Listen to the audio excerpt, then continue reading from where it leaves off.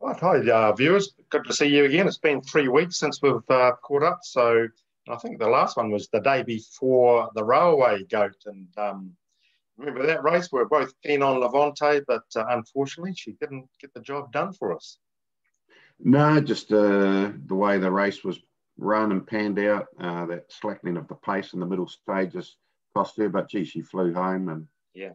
I'm sure we'll be talking about her more in today's podcast. It was a good day's racing at Ellerslie on New Year's Day. Enjoyed it actually, and we're back there again tomorrow for probably what most people would describe as the best day's racing from an entertainment point of view on the entire New Zealand calendar. So really looking forward to being trackside there tomorrow.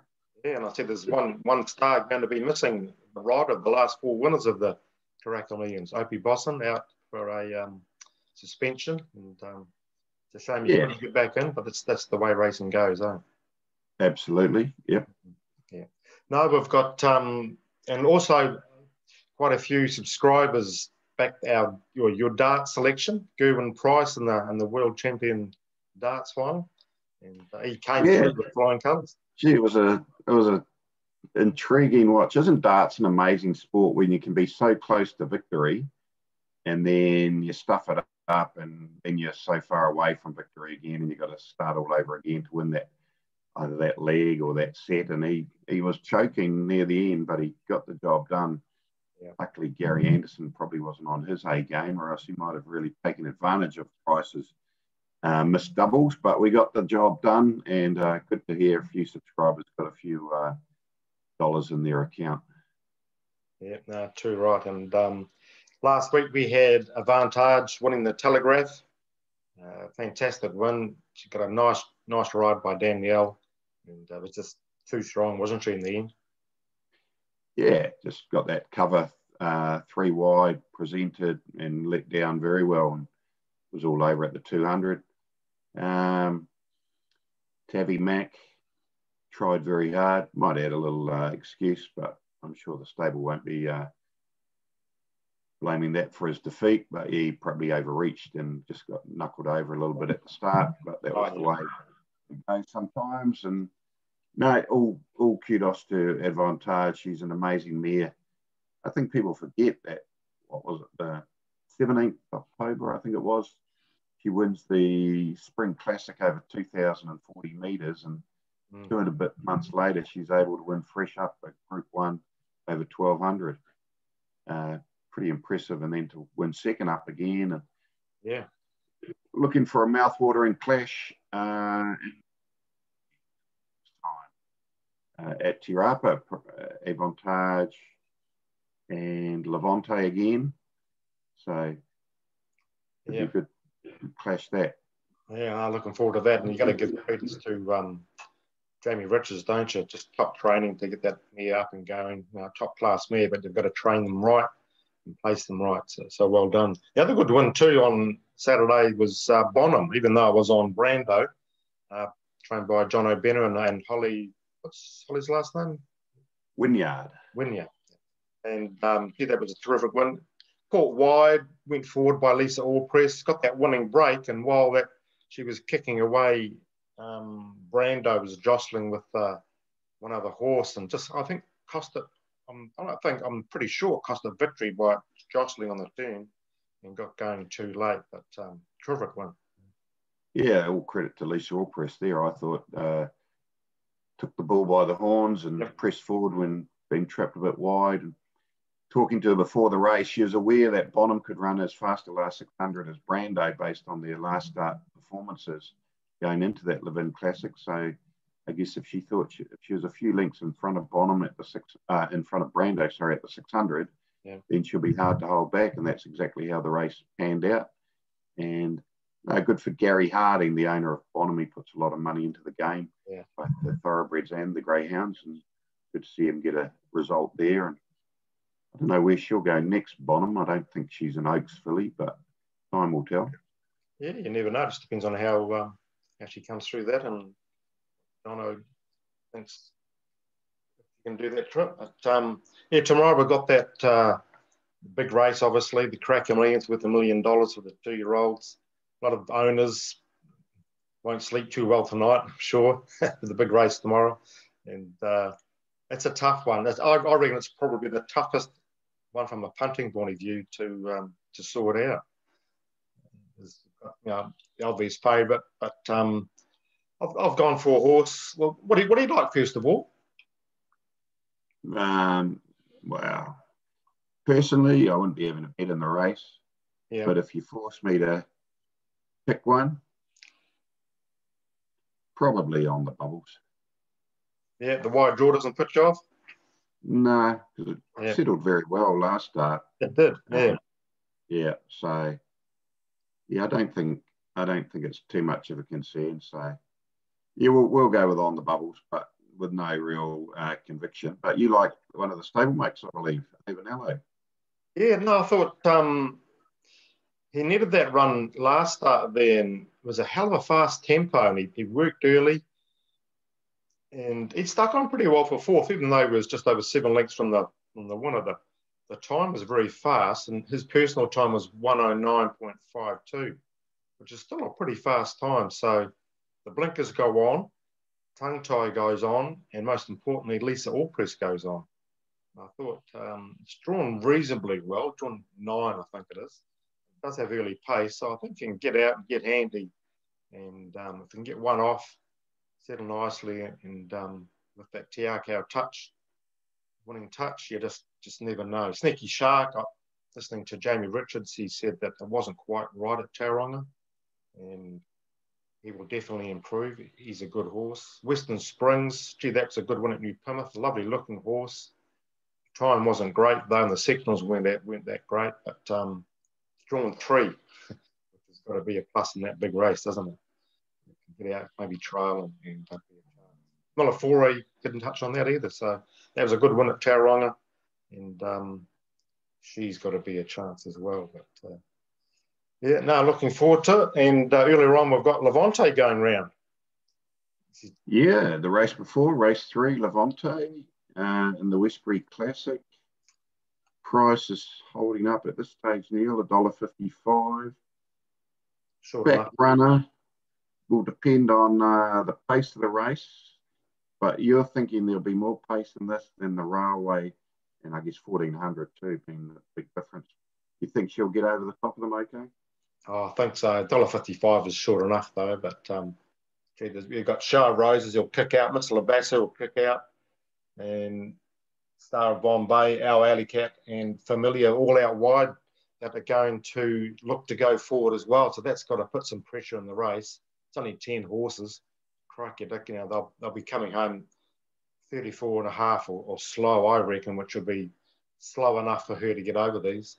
No trouble. So I think I'm looking forward to seeing her just sweeping down, probably down the middle of the track, and winning well. Shah Roses is obviously the hardest one to beat, form she's in. So, and I see interesting bet, Boys Get Paid. You're involved with that tomorrow. They've got a big Quinella in the last race. Seems like a pretty good bet too, with Amaralina and Aegon. Yeah, the TAB are rolling out fixed odds Quinellas. They should be released to everyone in probably February, March, maybe. So they're just doing a bit of trialling and testing, and they offered that to the Boys Get Paid Punters Club. So Luke thought, yeah, we'll have a crack. Asked for a price on Amaralina and Aegon Quinella, $2.60. Big field, but probably a fair price. I don't think we'll pay much more on the tote. So, yeah, I think lobbed a lazy 31K on that. So, yeah. See what happens. Yeah, no, it's got to be 2 outstanding chances. Aegon, I think, is the one to beat. Really good sectionals he can run, and he looked really good in that trial, and also his demo run at Ellerslie during the week looked really good, handled that bend well. Leith knows him really well. So, if I force you, Neil, to have a pick out of the 2, who do you think will win out of those 2? Aegon, hands down. Chocolate Fish then. Yeah, okay, you're on there. No, I'll go Amaralina. Yeah. Last time you got me, I think, with Awapuni, wasn't it? With Tabby and Tabby Mack. Yeah, I'm still waiting for that one too, by the way. I sent it in the mail. It might have bloody pinched Might have something. melted. Yeah. All good. No, it'll be a great race, those two. So Yeah. What sways it for me with Agon? His closing 200 metres at Hastings up a decent tempo was, I think, the fastest all day. And it Rickon had to be really good to win off that off a moderate tempo. And I can see a decent tempo in that last race. And I think a good colt will always be a good filly. So that's the theory I'm going on. Yeah, she does look smart, doesn't she, Amaralina? So, yeah. All right. Time will tell. Yeah, time will tell. Yeah, always does. Yeah. Rightio.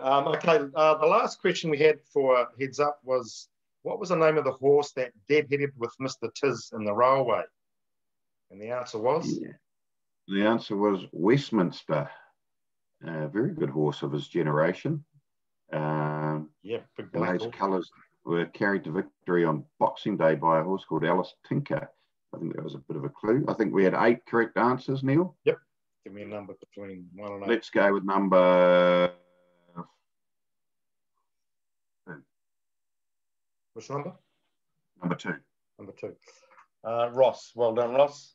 I'll post your bet up tomorrow by noon, and we'll get you on a multi. Now, we haven't done any sports bet you've got for this week, or pretty quiet? With, No, I'm gonna be selective this year on my sports bets, and we're gonna go back to the old keep a record, units, profit and loss. So I'm not going to just tip them out for the sake of it. So I'm waiting. Good idea. Stay tuned. You got to just be patient with those decent bets. Find the value, find the horses or the players. I want a 20% profit this year, minimum. Good on you. Okay. Good target. If you get 10%, you're doing pretty well. So 20% is even standard. Right, our new question for this week. Yep. There you go. We've touched on these trainers already, John O'Benner and Holly Wynyard. They trained a Karaka Million 2-year-old winner. I've trained a Karaka Million 3-year-old winner as well, actually. But we want to know the name of the Karaka Million 2-year-old winner trained by Jono and Holly. If you can recall that horse's name, text or email it through to Neil, and you're in the draw to win a multi-bet. Yeah, 027 352 6402 or formpro@formpro.co.nz. Get that in by Tuesday night. Okay. Brickbats and bouquets. I mentioned it before about the bookies giving the boys get paid the $2.60 fixed odds. What do they put on? 30 grand? 31 grand. 31 grand. Yeah. So I was thinking that'd probably be the biggest single Quinella bet in the history of New Zealand racing. Easily. Yeah, you wouldn't put them on the toe, would you? Exactly. So, yeah. Oh, it would have to be, yeah. Set a record. Set a world record already. Yeah. It's another initiative. The interesting part of the whole Quinella thing is the deductions, how they work. And I think they're basically accepted unless a horse paying less than $10 gets scratched, there won't be any deductions. I think is going to be their formula. So, yeah. Well, it's good to see it coming in. A little positive, but as I say when we talked about Win Insurance, the TAB don't bring out new products to benefit punters, Neil. That's dead right, yeah. Now, the Win Insurance... So just be cautious, Well, Quinella betting's big in Hong Kong, isn't it? And the usual formula for Quinella is multiply the 2 win divvies together and halve it, and you'll get approximately the price it should pay. But that can vary a hell of a lot if you get a hot favourite in a race. Maybe we could touch on this in a future Heads Up, couldn't we? Yeah. All that sort of stuff. Yeah.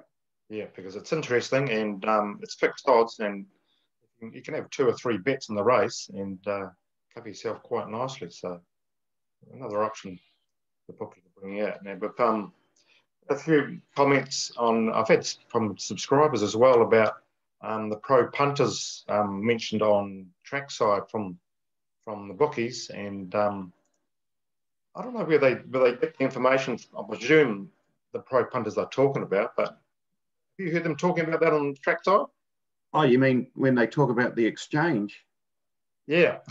Oh, what's the exchange? I've never heard of a thing called. Oh, you mean Betfair? Hmm. I'd suggest, with all due respect, that they don't know what they're talking about. Yeah. Hmm. Pro punters, Betfair isn't just for pro punters, and obviously, for a horse to be backed on Betfair, it has to be laid as well. So, who are all the mugs laying and the pros betting, or the other way around? How do these said bookies know this? I think they're just dreaming, just quietly. Yeah. No, it's and it's also going to be interesting too with the banning of or the blocking of overseas sites. That sounds like it could be coming in. It's going to obviously only give punters one choice using the TAB, New Zealand TAB for betting on. And do you really think that will happen? Well, I think it will. Going by what Dean McKenzie was talking about on Weigh-In a couple of weeks ago, they were talking about having the option of being able to block those sites. There are ways of getting around that, but I think most punters, New Zealand punters, won't bother doing that. But I think if the TAB is going to be offering a lot more options, especially if they can have the option of, say, the favourite versus the field, so you can back the favourite to lose. Even those sort of options are going to go some way towards appeasing a lot of New Zealand punters. But as I say, time will tell. I can't see any government approving the banning of offshore betting sites. What's next then? Casino sites? Yeah, well, it's going to be interesting. I'll watch the space. Yeah. Not convinced. We'll see. Time will tell. As always. Yeah. I hope they don't, because it's sort of going back, 20 years, aren't we, to start banning people from using other sites from overseas. But could you then see those overseas sites going, no, we're not going to take New Zealand racing, and we lose all that what we've just put in place, the race fields legislation to get, so those sites just go, well, we won't take any betting on New Zealand racing. The backlash could be severe, really. Yeah. We could just isolate ourselves completely. And we know that the growth in gambling is offshore, not local. So who knows? Yeah. No, it's going to be an interesting next few months anyway, I think, in that avenue. So, okay, so you're off to Ellerslie tomorrow. 6 terrific races. Going to be huge punting on the races. So, looking forward to that. Weather forecast looks pretty good. Track looks terrific. So, top horses, top riders. Only one person missing, Opie Bosson, but he'll be there. Just won't be riding. He'll be there. Just won't be riding. Yeah, one person missing is going to be him, and he'll be there. I wonder if he'll be there actually watching the races. So, good to see. Yeah. Okay, everyone. Good luck tomorrow. Make plenty of money, and we'll catch up with you next week.